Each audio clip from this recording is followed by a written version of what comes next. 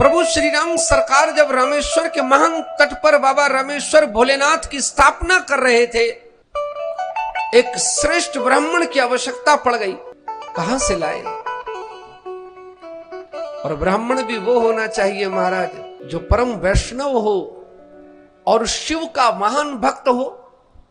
ऐसे ब्राह्मण को जब खोजा गया तो मिला नहीं। किसी ने आके कहा, महाराज वो तो उस पृथ्वी पे एक ही है जो परम वैष्णव भी है और शंकर भगवान का कट्टर भक्त है, वो एकमात्र पंडित रावण ही है।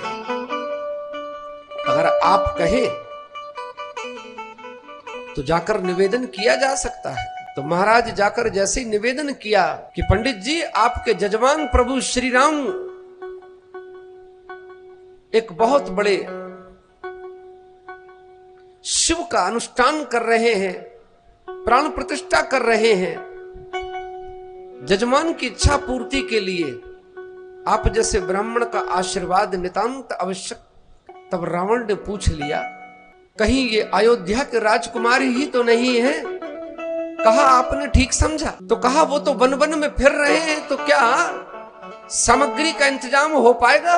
रावण ने कहा, कोई बात नहीं, अगर सामग्री का इंतजाम न हो पाएगा तो एक ब्राह्मण का कर्तव्य है कि अपने जजमान का हित करने के लिए ब्राह्मण को स्वयं ही सामग्री का इंतजाम करना चाहिए। कह देना राम से कि मैं जरूर उनका निमंत्रण स्वीकार करता हूं और मैं जरूर आऊंगा। आज तिथि तय हो गई और महाराज जैसे ही रावण पहुंचे, राम जी ने उठकर प्रणाम किया।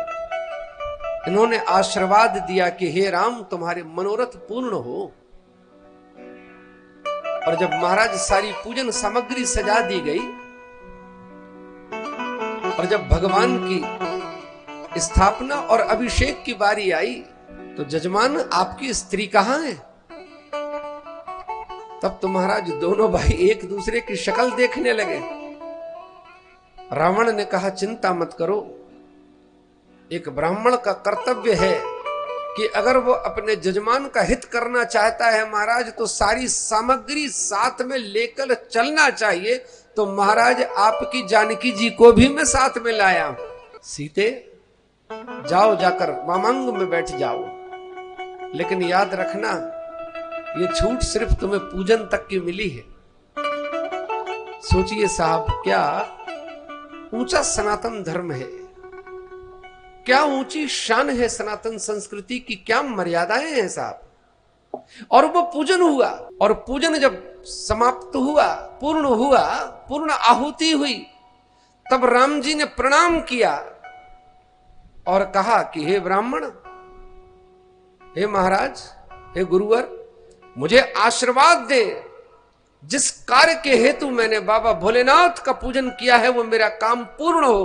तो ब्राह्मण बने रावण ने कहा कि क्या हे राम, तुम लंका के नरेश रावण पर विजय प्राप्त करना चाहते हो? कहा, जी प्रभु, मैं आशीर्वाद देता हूं कि जाओ विजयी भव। क्या मर्यादा है साहब।